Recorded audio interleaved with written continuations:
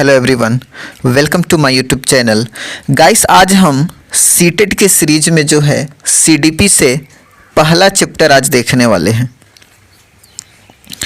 तो चलिए शुरू करते हैं। पहला जो चैप्टर हमारा है विकास की अवधारणा और इसका अधिगम से संबंध क्या है, concept of development and it's relationship with learning. तो इसमें सबसे पहले जो है यहाँ पे जो पहला हमारा हेडिंग जो है विकास की अवधारणा, कॉन्सेप्ट ऑफ डेवलपमेंट के बारे में पढ़ेंगे। तो पहला जो पॉइंट है कि विकास की प्रक्रिया क्रमिक तथा सतत प्रक्रिया होती है। सेकेंड पॉइंट हमारा है कि विकास की प्रक्रिया में बालक का शारीरिक, क्रियात्मक, संज्ञानात्मक, संवेगात्मक, भाषागत एवं सामाजिक विकास होता है।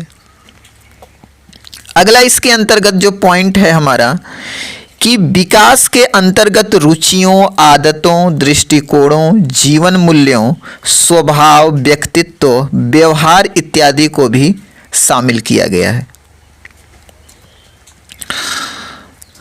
अंतिम पॉइंट इसका है कि बालक के विकास की प्रक्रिया उसके गर्भ से ही प्रारंभ हो जाती है और शैशवावस्था, बाल्यावस्था, किशोरावस्था, प्रौढ़ावस्था कई अवस्थाओं से गुजरते हुए परिपक्वता की स्थिति प्राप्त करता है। यानी बालक का जो विकास की जो प्रक्रिया है गर्भ से ही प्रारंभ हो जाती है और कई अवस्थाओं से गुजरते हुए, जैसे कि शैशवावस्था है, बाल्यावस्था है, किशोरावस्था है, प्रौढ़ावस्था है, इसी तरह से परिपक्वता की स्थिति को प्राप्त करता है। अगला हेडिंग हमारा है विकास के अभिलक्षण, कैरेक्टरिस्टिक्स ऑफ डेवलपमेंट। तो इसमें पॉइंट हमारा फर्स्ट है कि विकास एक जीवन पर्यंत चलने वाली प्रक्रिया है जो गर्भधारण से लेकर मृत्यु पर्यंत ये चलती रहती है। यानी कि विकास जो है ये जीवन पर्यंत चलने वाली एक प्रक्रिया है जो गर्भ से लेकर के मृत्यु तक ये चलती रहती है। अगला पॉइंट है कि विकास जो है बहुआयामी होता है, अर्थात कुछ क्षेत्रों में तीव्र तथा कुछ क्षेत्रों में मंद होता है। तो इस पॉइंट को आप याद रखेंगे। अगला पॉइंट है कि विकासात्मक परिवर्तन मात्रात्मक हो सकते हैं, जैसे आयु के बढ़ने के साथ कद का बढ़ना, अथवा गुणात्मक, जैसे नैतिक मूल्यों का निर्माण होना। अगला पॉइंट है कि विकास प्रासंगिक हो सकता है, यह ऐतिहासिक, परिवेशी और सामाजिक संस्कृति से प्रभावित हो सकता है। नेक्स्ट पॉइंट है कि विकासात्मक परिवर्तनों की दर में व्यक्तिगत अंतर होता है। यानी कि जो भी विकासात्मक जो परिवर्तन होते हैं सब व्यक्तियों में उसको अंतर आपको देखने को मिलेगा। अब हमारा जो है अगला जो हेडिंग है वृद्धि एवं विकास में अंतर, difference between growth and development. तो यहाँ पे वृद्धि ग्रोथ है और यहाँ पे जो है विकास डेवलपमेंट है। तो पहला जो अंतर है कि वृद्धि का स्वरूप बाह्य होता है और विकास जो है विकास का स्वरूप आंतरिक एवं बाह्य दोनों होता है।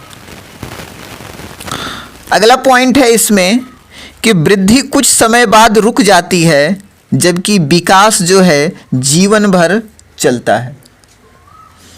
अगला पॉइंट है कि वृद्धि क्रम के अनुसार नहीं चलती है जबकि विकास में निश्चित क्रम होता है। अगला पॉइंट है हमारा यहां पे कि वृद्धि का हम मापन कर सकते हैं, वृद्धि जो है इसका हम मापन कर सकते हैं जबकि विकास का हम सीधे मापन नहीं कर सकते, केवल मानसिक विकास का मापन कर सकते हैं। अगला पॉइंट है हमारा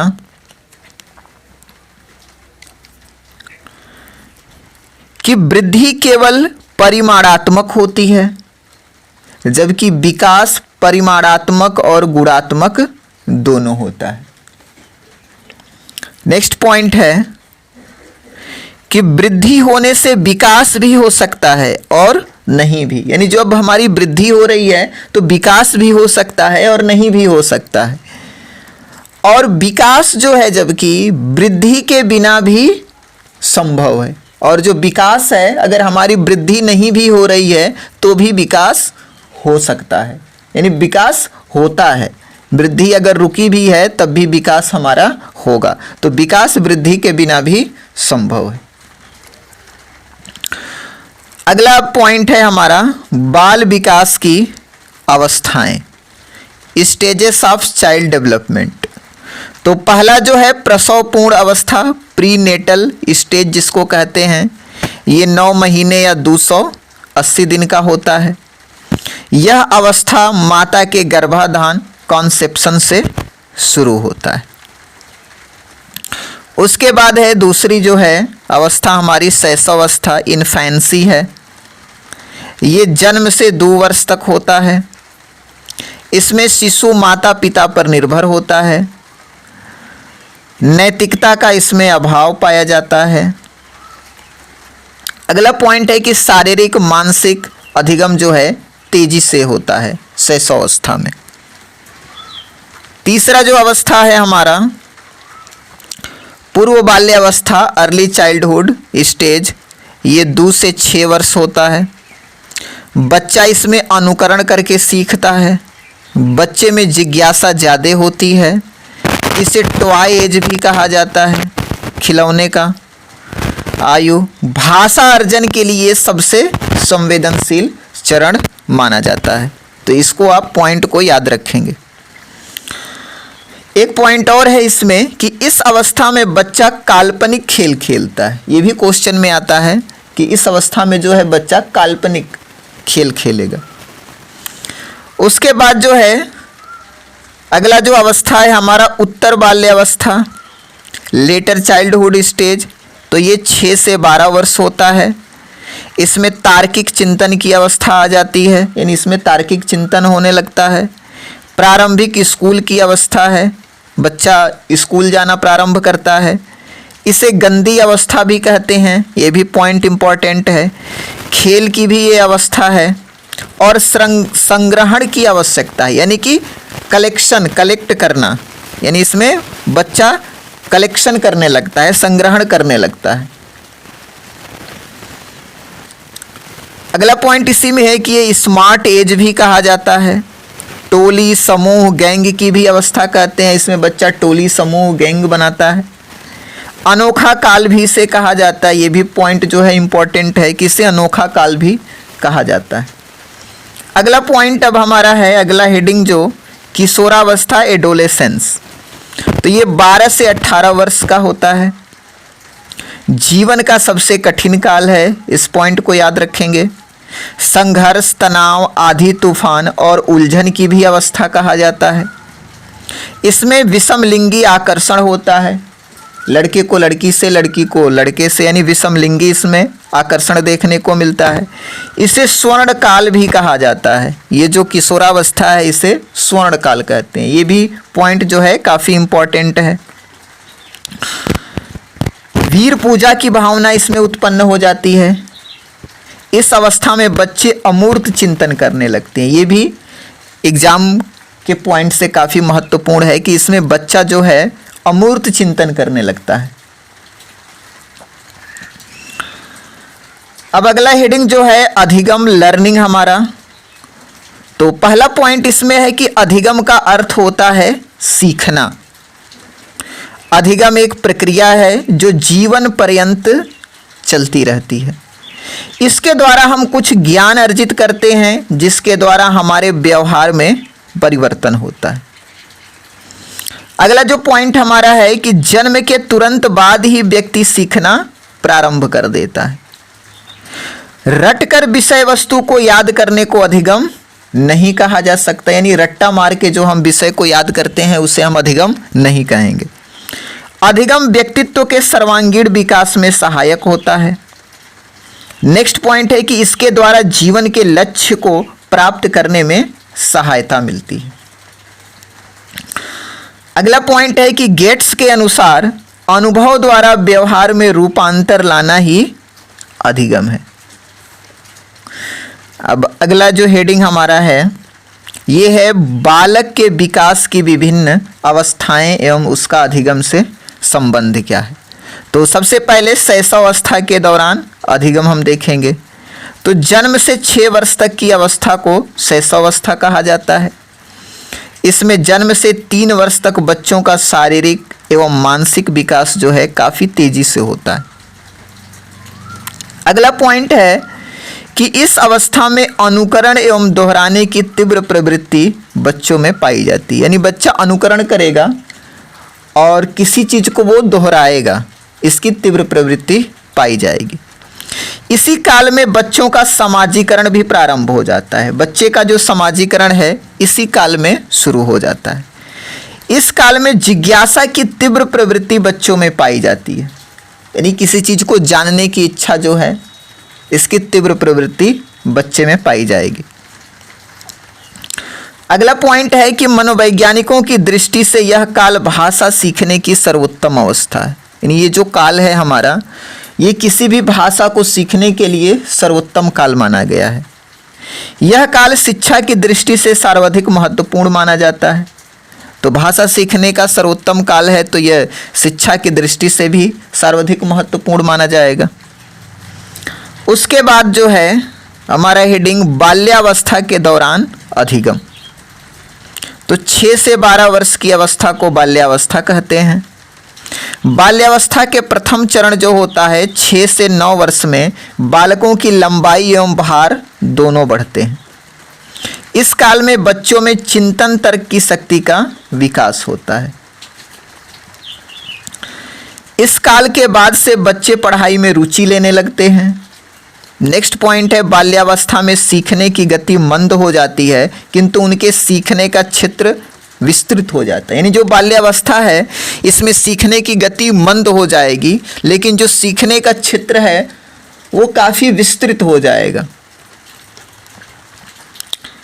अगला पॉइंट है कि मनोवैज्ञानिकों की दृष्टि से इस अवस्था में बच्चों की शिक्षा के लिए विभिन्न विधियों का प्रयोग करना चाहिए। यानी बच्चों को सिखाने के लिए विभिन्न प्रकार की विधियों का हमें प्रयोग करना चाहिए, ऐसा मनोवैज्ञानिकों का कहना है। उसके बाद जो है किशोरावस्था के दौरान अधिगम। तो 12 से 18 वर्ष की अवस्था को किशोरावस्था कहा जाता है। किशोरावस्था में लंबाई भार दोनों में वृद्धि होती है, साथ ही मांसपेशियों में भी वृद्धि होती है। 12 से 14 वर्ष की आयु के बीच लड़कों की अपेक्षा लड़कियों की लंबाई व मांसपेशियों में तेजी से वृद्धि होती है, जबकि 14 से 18 वर्ष की आयु के बीच लड़कियों की अपेक्षा लड़कों की लंबाई और मांसपेशियों में तेजी से वृद्धि होता है। अगला पॉइंट है कि इस काल में प्रजनन अंग विकसित होने लगते हैं एवं उनकी काम की मूल प्रवृत्ति भी जागृत होने लगती है। स्मरण शक्ति बढ़ जाती है एवं उसमें अस्थायित्व आने लगता है। यानी स्मरण करने की शक्ति भी इस अवस्था में बढ़ जाती है। इस अवस्था में किशोर किशोरियों की बुद्धि का पूर्ण विकास हो जाता है, ध्यान केंद्रित करने की क्षमता भी बढ़ जाती है।